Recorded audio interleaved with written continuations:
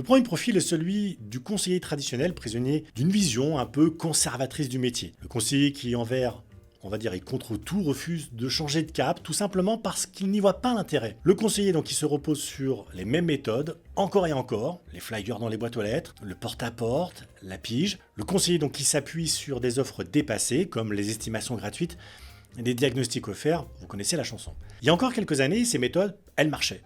Il faut reconnaître, on pouvait encore obtenir des résultats avec ces vieilles techniques parce que le marché est en pleine santé. Quand vous savez que les prospects vont venir quoi qu'il arrive, finalement, peu importe que vous utilisiez cette méthode-là ou cette méthode-là, ça marchera toujours. Sauf que ces méthodes, on va dire, sont figées. Elles ne peuvent pas évoluer avec le marché et parce qu'elles ne changent pas, elles ne répondent plus aux attentes des prospects d'aujourd'hui. Prenez par exemple Monsieur Machin. Il est agent immobilier depuis 40 ans, 4 décennies de prospection de terrain, de pige, de cartes de visite glissées sur les marchés, demanda à rentrer sur la promesse d'une estimation gratuite.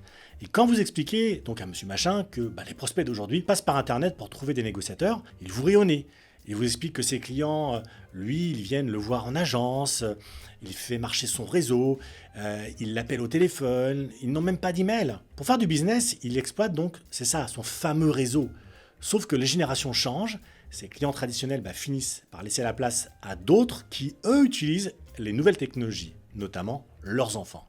Et dans un marché restreint, avec moins de vendeurs et d'acheteurs, forcément, Monsieur Machin a moins d'opportunités à saisir, la source se tarit. Et comme il refuse tout net d'employer les leviers d'acquisition digitaux, il se prive de 80 à 90% du nouveau marché. Et s'il refuse, c'est parce qu'il est écrasé par les croyances limitantes. Il pense que ça sera trop compliqué de basculer vers le digital, que ça va lui coûter trop cher, qu'il n'a pas les compétences et encore moins de temps. Et résultat, il poursuit dans la mauvaise direction.